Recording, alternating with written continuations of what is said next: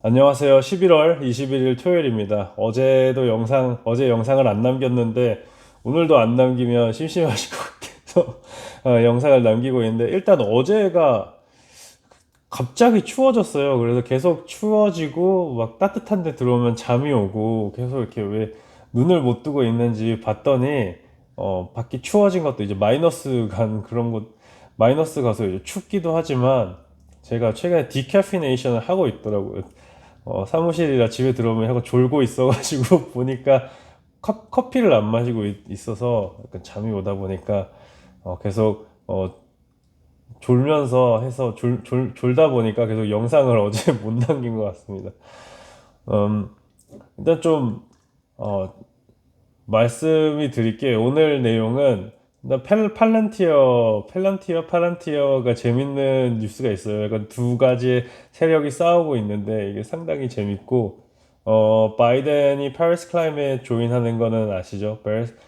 그 트럼프가 원래 있던 파리스 클라이밋 어코드라는 그전 세계가 우리는 카본 커미션을 어느 정도까지 낮추겠다라는 얘기를 하는데요. 그거에 따라서 뭐 이득이 있는 거까지는 아니지만 이제 서로 그래도 책임감을 가지고 이 정도까지는 줄이겠다라고 얘기하는 데인데 거기에서 트럼프가 나왔죠. 그러니까 음, 바이든이 그걸 다시 들어간다 그래가지고 약간 한국에서는 오를 수도 있을 것 같아요. 한국에서는. 근데 미국에서는 계속 쭉 꾸준히 오르고 있어가지고 그렇게 큰 반응을 올 것 같지는 않습니다. 지금 저는 생각할 때는. 그래도 생각을 할 때 약간 어 아직 미국 장이 뚜렷하게 어떤 방향성을 가지지 않고 있고 지금 정부도 좀 나뉘어 있잖아요. 스플릿 거버먼트라고 하죠. 그게 한쪽이 힘만 가지고 있는 게 아니라 서로 이제 힘을 나눠 가지고 있어가지고 음, 바이든이 원하는 대로 가기도 힘들고 요즘에는 그 트럼프가 계속 얘기를 하잖아요. 자기가 선거 이겼다. 그걸 믿고 계시는 분들도 몇 분 계시더라고요. 강력하게 이제 어 바이든이 못 이기고 트럼프가 다시 재임할 걸 강하게 믿고 계시는 분도 계신 것 같은데 저는 찬스가 웬만하면 0%라고 안 하는데 0%인 것 같습니다. 그래서 이제 미국장을 좀 둘러보면서 방금 말씀드린 팔란티어에 대해서 좀 얘기 드리면 팔란티어라는 주식을 제가 최근에 계속 말씀드리고 있었잖아요. 그러니까 팔란티어라는 주식은 사스 프로그램인데 정부랑 되게 긴밀한 관계를 갖고 있는 사업이고 정부의 데이터 운영을 좀 잘해줘요. 백엔드 데이터랑 오퍼레이션 시스템, OS라고 할 수 있는 그런 백단의 그 정보 처리랑 데이터랑 세큐리티랑 보안이랑 그런 걸 다 해결해 주거든요. 그런데 이상한 게, 음, 그러니까 다른 그래가지고 그거를 이제 스노우플레이크랑 이제 좀 나뉘어요. 스노우플레이크는 좀 이제 커머셜 쪽이고, 물론 팔란티어도 있지만 팔란티어는 옛날부터 거버먼트 쪽으로 집중해왔고, 이게 2003년에 설립된 회사인데 하여간 이제 그거 캐시 우드가 한 2주인가 1주 전에 샀어요. 한 16, 17불 달러 때 산 것 같아요. 저희가 볼 때는 주가가 16, 17불이었을 때. 근데 예, 아크 W 인베스트먼트 ETF에 아크 W에 이제 추가를 하기 시작했는데 근데 한 106백만 주, 1,600만 주를 지금 갖고 있는 걸로 제가 금요일 날 봤을 때 1,600만 주였거든요. 그러니까 캐티 우드는 포지션을 늘리고 있는데 캐티 우드가 포지션을 늘리자 좀 있다가 갑자기 조지 소로스가 나와가지고 소로스 펀드도 꽤 유명해요. 그 펀드는 옛날부터 팔란티어를 투자하고 있었는데 개인정보에 대해서 서로 존중을 안 해준다. 팔란티어라는 플랫폼이 남의 개인정보를 보호해주고 존중을 안 해준다라고 얘기하면서 나는 이 가지고 있는 물량을 다 팔 거다. 그래서 이제 계약에 바운드 안 된, 그러니까 계약이 뭐 몇 년 동안 못 팔기 이런 계약들 있잖아요. 그래서 그런 뭐 계약으로 못 파는 거 빼고 팔 수 있는 거 다 팔겠다 그러는 거예요. 근데 심지어 그 전에 있었던 얘기가 캐티 우드가 아크 인베스트먼트의 ETF들이 잘 되니까 심지어 아크 KK가 원래 ETF는 한 번 3년 한 번 잘 되면 이게 베스트 ETF로 나오면 수익률이 계속 좋은 ETF로 나오면 그 다음에 3년 동안 하락세를 겪어요. 하락세를 겪는 게 일반적인데 아크케이는 올해도 그랬고 아마 3년 전에도 한번 수익률이 좋았으니까 아크 인베스트먼트는 이 인베스트먼트 투자의 그 수익률에 좀 벗어나게 원래 기존 ETF에 벗어나게 이제 성장성이 좋은 회사라고 이제 평가되면서 약간 공개적으로 이거는 들은 건데 이거는 뭐 비공식적으로 들은 게 아니라 그냥 채널을 보다가 들은 건데 한번 캐티 우드가 스너브를 했대요. 그 월스트리트에 있는 사람들 좀 이제 푹 이랬대요. 너희들은 좀 못하지 않나 그런 느낌이 나게. 그러니까 원래는 뭐 평범 수준이 이 정도라고 하면 그거보다 조금 더 수위 높게 내가 너희들보다 잘했다 이런 걸 표현했대요. 피력을 했대요. 그래서 음, 그런 게 이 케이스가 있고 아크 W 인베스트먼트가 들어오고 그 다음에 소로스가 빠진다 그러니까 지금 현재까지는 그래도 팔란티어가 주가가 약간 빠졌어요. 그 캐티 우드가 산 다음에 더 올라갔었나? 한 20불 잠깐 갔었나?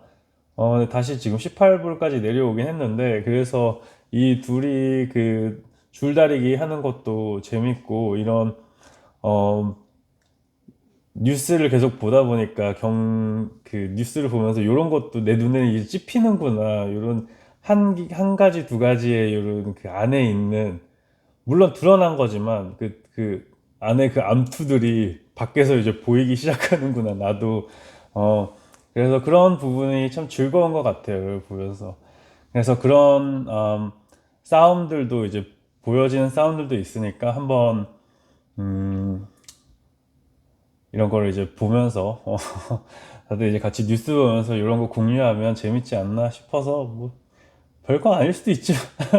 그래도 공유 드렸고 그리고 또 그 다음 얘기는 전에 파이버를 좀 궁금하신 분들이 많이 계셨어요. 백신 나온다는 얘기가 들린 다음에 다들 파이버를 들고 있어야 되냐라고 물어보시는 분들이 많은데 최근에는 없어졌더라고요. 아무래도 영상이 좀 다른 쪽으로 포커스 되다 보니까 조용한 주식들에 대해서는 뭐 별 얘기거리가 없으면 얘기를 할 수 없으니까 그래도 이제 파이버는 계속 얘기했던 게 왜 들고 있냐면 그리고 왜 대선 지난 다음에 폭락이 왔을 때 왜 파이버를 제일 거의 먼저 들고 갔느냐라는 이유는 그 다음에 그리고 또 백신 뉴스 나왔을 때 왜 안 팔았나 이런 얘기가 나온 이유는 일단 파이버가 지금 판도가 바뀌어가지고 뭐 기업의 가치가 손상되는 것도 아니고 팬데믹만 잠깐 반짝하는 것도 아니고 얘네들은 메인 잡보다 약간 사이드 허슬이라는 개념도 있고 그게 좀 메인으로 성립이 약간 좀 돼 있긴 하고 물론 메인 잡으로도 할 수 있지만 음, 거기에다가 코로나라는 게 옛날부터 CDC에서 말했잖아요. 한국 사람 다 알고 있잖아요. 가을이랑 겨울이 더 심하다고. 그리고 그때 트럼프가 나와가지고 11월 달부터 백신이 나올 거다라고 얘기를 해가지고 우리는 그때 다 공급될 거라고 알고 있었는데 그거는 아니었고 어 그때 뭐 CDC 그리고 또 이런 백신을 하는 석학들이 나와가지고 얘기한 거는 그때 어느 정도 백신은 나올 거지만 4월 아니면 내년 상반기부터 그러니까 4월, 6월 정도부터 실제로 사람들이 공급을 받을 거다 이 백신을 그런 얘기가 이미 알고 있는 상황 그 변하지가 않거든요 그런 거는 잘 왜냐 로지스틱이랑 그거 매니팩처링 만드는 거랑 그 전에 기기를 또 이제 만드는 거랑 이런 모든 프로세스가 있어가지고 얘기를 하는 거니까 이거는 연구가 아니라 인프라를 투자하는 부분 때문에 많이 딜레이가 걸리는 거잖아요. 그렇기 때문에 거기에다가 이제 코로나 케이스는 당연히 11월, 12월에 더 스파이크 할 거고 그런 생각에 따라서 파이버는 다시 부각될 거고 스테이 앳 홈이 주가가 그 사이에서는 어떻게 될지 모르죠. 백신이라는 뉴스가 나왔을 때 그게 많이 떨어지든가 조금 떨어지는가 이거는 계산할 수 없는데 그래도 결국에는 우상향을 할 거다라는 생각에서 계속 가지고 있었으니까 그리고 지금 스테이 앳홈 주식이라는 그 집에 있는 주식이죠. 그런 주식인 파이버랑 펠로톤도 약간 다시 돌아오고 있어요. 좀 어제 5% 올랐네요. 그리고 스카이프도 다시 오르고 있고 어느 정도 반등은 했죠. 이게 많이 떨어졌는데 피크점에서는 그래도 약간 반등을 하고 있는 그런 모멘텀을 보여주고 있고, 스냅챗, roku 이런 스테이트홈 주식들이 다시 오르고 있는 거를 보면 전체적으로 오르고 있는 거죠. 그러니까 전체적으로 좀 오르고 있는 거 보니까 백시네이션은 멀다는 거를 사람들이 인정을 하고 이런 방향으로 가고 있구나.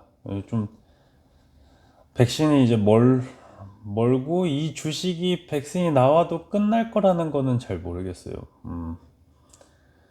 그래서 저는 파이버 좋은 것 같습니다.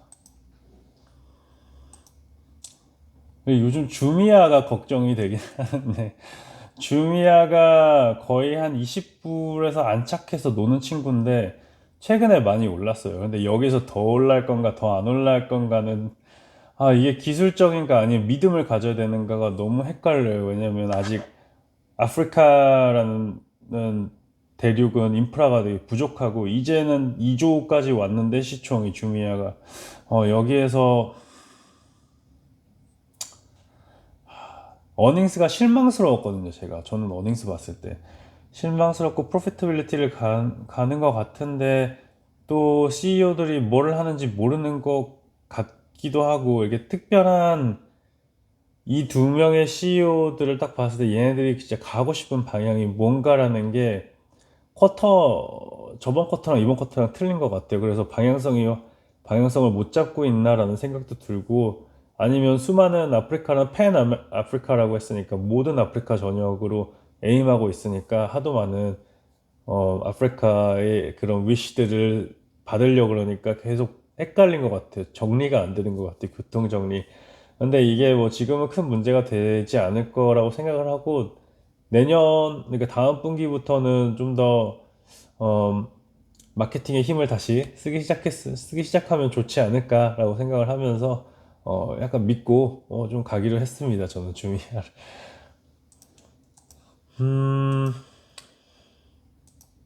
네, 에너지 섹터가 눈이 가는데, 엔페이는 생각보다 많이 안 올랐네요. 한 200, 그래도 오르긴 올랐는데 230달러도 아직 리치 않은 거 보니까 요즘에 좀 많이 천천히 움직인 것 같고, 좀 천천히 움직였네요. 그래서 테슬라가 많이 올랐다는 게 좋으면서 슬프네요. 테슬라의 포지션이 적다 보니까 많이 올라도 그렇게 기쁘지가 않아요. 더 살 걸 이런 생각이 드는데, 여기에서 500을 이상을 갈 건지 안 갈 건지는 모르겠지만 언젠간 가겠죠. 근데 그 언젠가가 어디까지냐고, 어디까지 바라봐야 된다는 그 생각을 해야 되는데, 그것도 아직 저한테는 모자란 부분인 것 같습니다. 계속 시간이 지나갈수록 책정을 하면서 이런 것도 배워가면서 음, 나름 좀 빨리 반응하려고 하고 있습니다. 카바나가 말도 안 되는 회사인 것 같아요. 카바나 6월 달만 해도 930불이었는데 6월 전부터 얘기를 하고 있었는데, 이것만 그냥 가지고 있어도 100% 이상 먹었겠는데요. 근데 투자를 하기 계속 이걸 투자해야 되나 말아야 되나 해야 되나 말아야 되나 생각을 해서,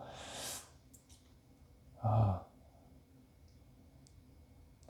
이 플랫폼이 이게 미국에서 안 살아가지고 모르는 플랫폼이 몇 가지 있는데 그게 카바나인 것 같아요.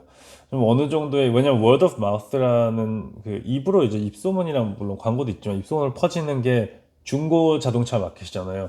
카바나가 무슨 회사냐고 물어보시더라고요. 그래서 어, 한번 설명을 다시 드리면, 그 자동차 중고 회사인데 그거를 오프라인으로 서로 안 만나면서 이렇게 비대면으로 거래하는 앱이래요. 중고차를.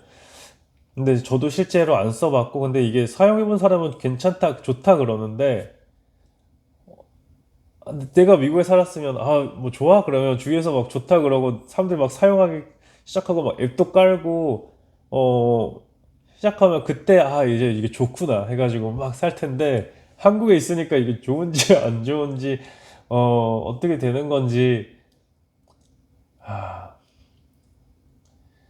카바나에 이 꽂힌 거는 처음에 제가 소식을 친구한테도 이걸 들었지만 이제 더 이상 EV 마켓이 뜨면서 저희는 트랜지셔널 피리어드 있잖아요. 기존의 그 오일카라고 하는 그 포스 퓨어 카, 그러니까 기름 사용하는 자동차에서 EV 마켓을 가는 스테이지에 있는데 아직 여기에 그 생산량이 안 됐잖아요. EV 마켓이 전기 자동차가 아직 빅 플레이어가 아니고 기존에 이 사람들이 있는데 여기에서 여기까지 가는데 지금 어린이들은 뭘 살까?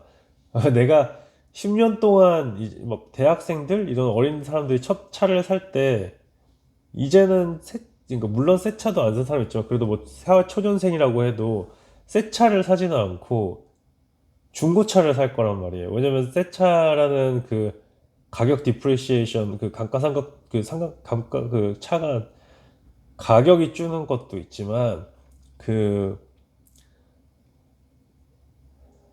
뭐라고 할까 전기차에 대해서 그 매력도가 더 있잖아요. 더 싸지고 심지어 테슬라를 보면 가격이 계속 깎이고 있잖아요. 그리고 기존 자동차 모델은 이게 컴피트가 비교가 안 된단 말이에요. 나중에 가면 뭐 무엇을 로우라고 얘기하면서 막 나오고 그러는데 음, 그러다 보니까 중고차를 사람들이 사가지고 중고차로 거래하면서 되지 않을까. 사람들이 기본적으로 지금 중고차 뭐 이런 거 타면서 A에서 B를 가는 이동 수단으로 사용하지 않을까. 새 차를 사지 않고 어 그리고 나중에 갈수록 그 테슬라도 물론 테슬라 차 사는 사람들이 카바나를 사용할지는 모르겠지만 테슬라는 알루미늄 프레임을 해가지고 밖은 딱딱하게 하고 안에 소프트웨어만 바꾸는 그런 기능의 차로 가기 때문에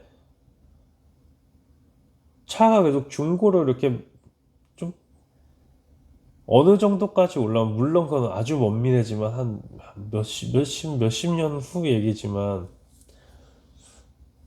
중고차도 그런 생각을 하고 이제 비대면으로 뭔가 차를 고른다고 하니까 너무 매력이 있었던 거 카바나가.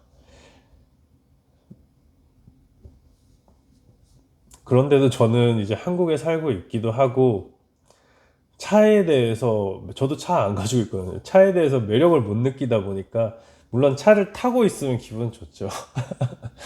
저는 운전하는 걸 그렇게 한국에서는 특별히 엄청 안 좋아해요. 서울에서 운전하면 답답해요.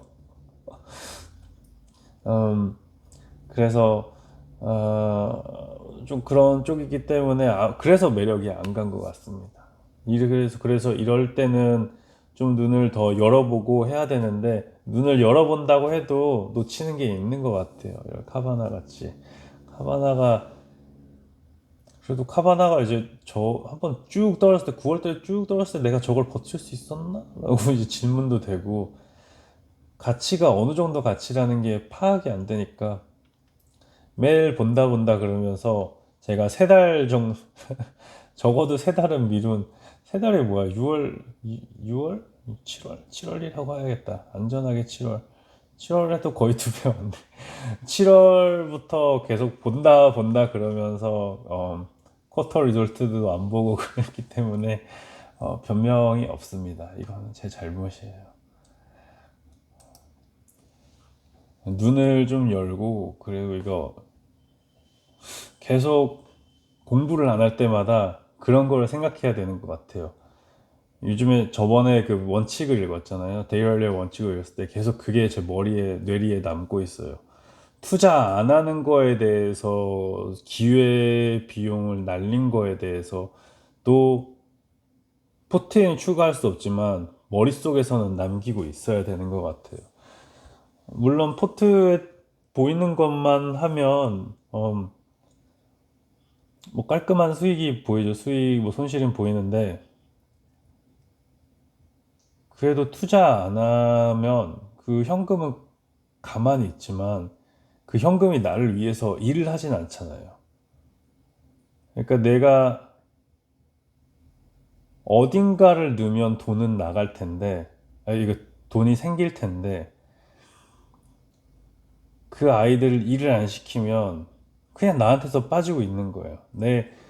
걔네들 일을 안 할수록 저한테는 돈이 빠지고 있는 거예요. 그러니까, 사업체라고 생각하면 내 밑에 직원들이 있는데 그 직원들 몇 명을 그냥 놀라고 하고 있는 거죠. 같이 놀고 있는 거죠. 저는 그 직원들 돈 주면서 일 안 시키고 같이 놀이동산 가는 거죠. 몇 명들이랑은 맨날 그런 느낌이어서 그 투자를 안 하는 거로 이제 이르는 것도 한번 생각을 해보고 불안할 때는 좀 더 안전자산으로 이렇게 해가지고 가는 방향이라 아직 배울 게 많다는 거를 늘 느끼지만 요즘에 다들 저희 열심히 공부하고 주말도 다들 잘 보내시고 최대한 따뜻하게 보내세요. 영하 가더라고요. 영하 마이너스 1도도 가더라고요.